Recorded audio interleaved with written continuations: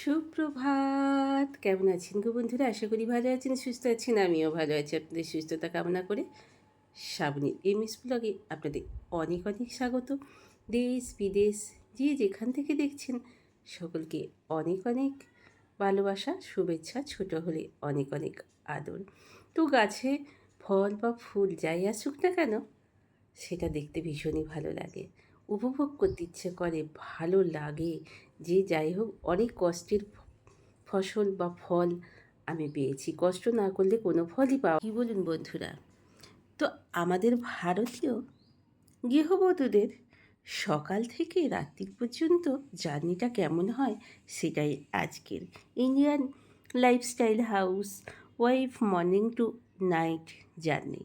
তো চলুন বন্ধুরা, ফুল গাছটাকে তো দেখে এলাম, বেশ সুন্দর একটা বটম রোজ, ওটাকে বাবি বলতো বটম রোজ, আমিও তাই জানি।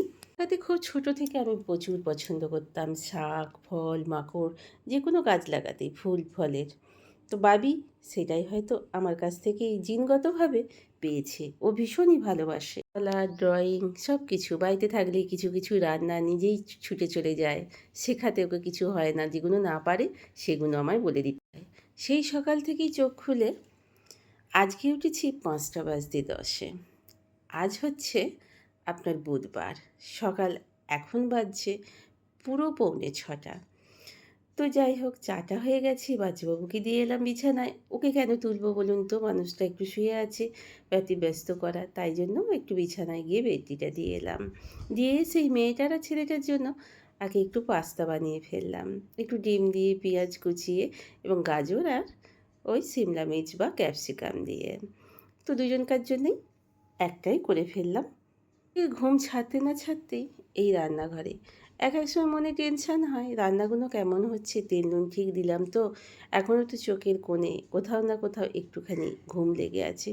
আসলে বর্ষাকাল, বেশ সুন্দর ঠান্ডা ঠান্ডা ওয়েদার, ফ্যান চালালে গায়ে চাপা দিয়ে শুতে হচ্ছে, তাই জন্য ভাব বা আলিস্যি তো থেকেই যাচ্ছে। কি বলুন বন্ধুরা, উঠতে একটু কষ্টই হচ্ছে, কিন্তু কষ্ট বললে তো সংসার থেমে থাকবে না, বাড়ির মানুষগুলোও থেমে থাকবে না। গল্প করতে করতে বেশ অনেকগুলোই অনেক কিছু দেখিয়ে দিলাম।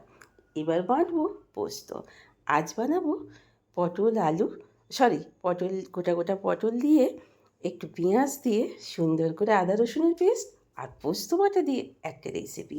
আপনারা তো অনেকেই অনেক রকমের দেখছি, সব বন্ধুদের সকলে পটলের রেসিপি করে খাচ্ছেন।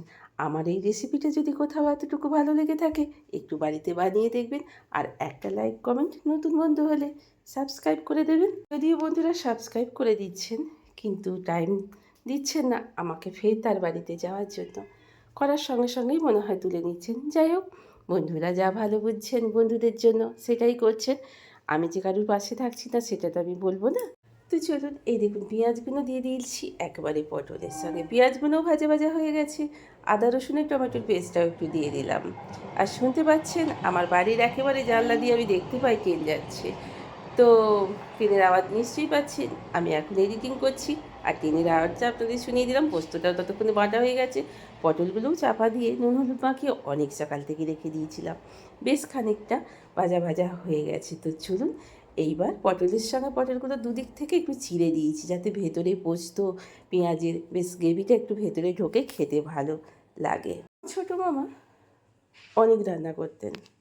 আমি যেহেতু মামা বাড়িতে মানুষ হয়েছি দিদা মামার কাছে, তো সেই হেতু ছোটো মামার কাছ থেকে বা দিদা অনেক ছোটো বয়সে, মানে আমার দাদু চলে গিয়েছিলেন, তাই উনি নিরামিষ খেতেন। তো অনেক নিরামিষ রান্না আমি দিদার কাছ থেকে শিখেছি, আর বেশ কিছু আমার ছোটো মামার কাছ থেকে শিখেছি। ছোটো মামার শখে কারোর বাড়িতে অনেক কিছু অনুষ্ঠান হলে গিয়ে রান্না করে দিয়ে আসতেন। তো আমি ছোটো মামার কাছ থেকে শিখেছিলাম সেই টাইমেই ওই বলুন তো বাসন্তী পোলাও আর এইসব রান্নাগুলো তার কাছ থেকে শেখা।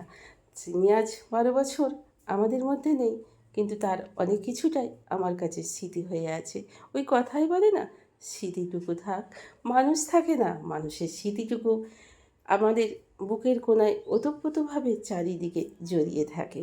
ভাবলে কিরম যেন মনে হয় এই তো ছিল ওরা। বাচ্চুবাবু বলে, তুমি কি করে পারো এত প্রতিবন্ধকতা সেই সকালে খালি পেটে উঠে ওষুধ খাওয়া থেকে রাত্রে শুতে যাচ্ছ এই ওষুধ খেয়ে তুমি কি করে পারো? কত সুন্দর হয়েছে, এক তরকারিতেই সব ভাত খাওয়া হয়ে যাবে। তো সকালে উঠে যখন বহু কষ্ট করে চোখের কোণে ঘুম নিয়ে যখন রান্নাগুলো করে স্বামী সন্তানের কোলে গোড়ায় দিই, তখন যখন ওরা সুন্দর একটা ফিডব্যাক দেয়, সত্যি মনটা ভরে ওঠে। আর খাটনিটাও মনে হয় অনেকটা সফল হলো। কি বলুন বন্ধুরা? আমাদের ইন্ডিয়ান হাউসওয়াইফদের কি বলুন তো, সেই ভোর থেকে আর্লি মর্নিং থেকে সেই নাইট পর্যন্ত এইভাবেই চলতে থাকে। বাবু আম এনে দিয়ে বলল, এই নাও, বছরে এইটাই শেষ আম। কিন্তু বাচ্চাবাবু এই শেষ আম নয়, এই জুলাই শেষ নয়, ও নিয়ে আসবে সেই সেপ্টেম্বর অক্টোবর পর্যন্ত 10-এরই চৌষা এই আমগুলো।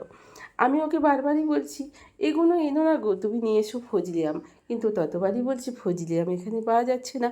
ফজলি আম অনেকবারই এনেছি, ও যে বড় ঠকেছে, এনে মুখে দিতে পারিনি, চাটনি করে খেতে হয়েছে। এবার চলে এলাম, সকালে বেরিয়ে গেছে, তার মাঝে মাঝে এসে কি বলুন তো, বিছানাটাকে পরিষ্কার করে রেখে দিলাম। রেখে দেবো বলে চলে এলাম এবার নিজের বেডরুমে। তো চলুন এবার বিছানা পরিষ্কার করার পালা। বিছানাটাকে সুন্দর করে পরিষ্কার পরিচ্ছন্ন করে নিলাম। বিছানাটা সুন্দর থাকলে, পরিষ্কার থাকলে মনে হয় না গোটা ঘরটাই সুন্দর আছে। ও সারাদিন একটু পরিশ্রমের পর একটু বসা, একটু রবীন্দ্রনাথ ঠাকুরের বই বা একটু নিউজ পেপার নিয়ে বসে সুন্দর করে শুয়ে শুয়ে পড়লাম বা একটু রান্নার বই দেখলাম, কী না ভালো লাগে, কী এনার্জি না আসে। প্রচুর নয়েস। আমি তো রাত্রিরে এডিটিং করতে পারি না, রাত্রি 11:30 পর মানুষগুলো শোবে, চারিদিকে ফ্যানের আওয়াজ থাকে শোঁশোয়ানি। তাই জন্য ভিডিও এডিটিংটা আমি সকলে বাড়ি বেরিয়ে গেলে তখন আমি করি। তো চারিদিকে নয়েজটাকে একটু অ্যাভয়েড করবেন নিজ গুণে। আর চলে এসেছি কালকের কাজ কিছুটা এগিয়ে রাখার জন্য। কাল যেহেতু বৃহস্পতিবার, আজকে বুধবার। তো যাই হোক, আপনার কুকুর বলে ফেলছিলাম।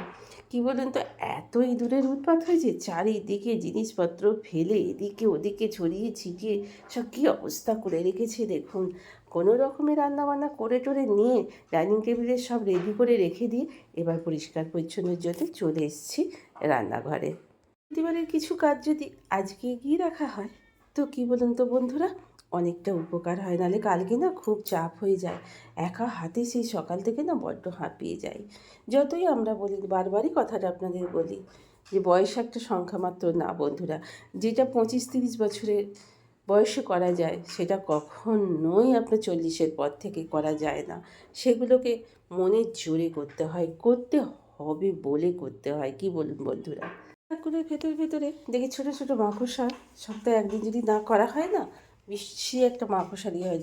আর লক্ষণগুলি দিয়ে রেখে দিয়েছি দেয়ালে। এই আজকে আবার মুছে নেব, আজকে মুছে আবার লক্ষণগুলিটা টেনে দেবো, নাহলে খুব বিচ্ছিরি।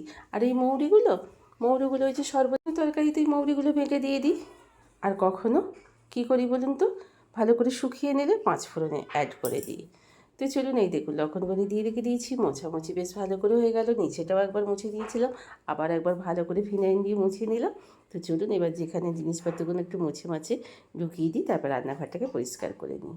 মোটামুটি আমার কমপ্লিট হয়ে গেল। এই দেখুন পরিষ্কার পরিচ্ছন্ন করে মুছে সব ঢুকিয়ে রেখে দিয়েছি, তুলে ফেলে রেখে দিয়েছি। এবার সামনেটা ভালো করে পরিষ্কার করে নেবো। এই দিকগুলো ভালো করে ঘষে ঘষে একটু জালটাকে দিয়ে, রান্নার যে জালগুলো সেই জালটাকে দিয়ে একটু ভালো করে ওই দিকটা রগড়ে নেবো, দিয়ে মুছে নেবো। তো চলুন বন্ধুরা, ভিডিওটা বড় হয়ে যাচ্ছে, বেশি দেখাতে গেলে হবে না।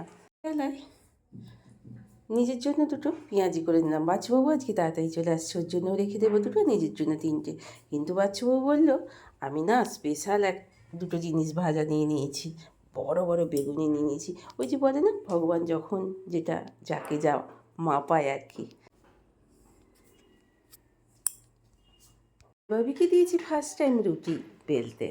আর মেয়ে ছেলের সব শিখতে হবে, যতই রুটি মেকার থাকুক না কেন, এটা শিখে রাখা অনেক প্রয়োজন।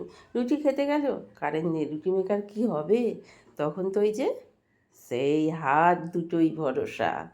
তো বাবা, তাই জন্যেই তো গব্বর সিং হাত দুটো দে দে ঠাকুর বলেছিল, হাতই হচ্ছে আমাদের সকল কিছু ভরসা।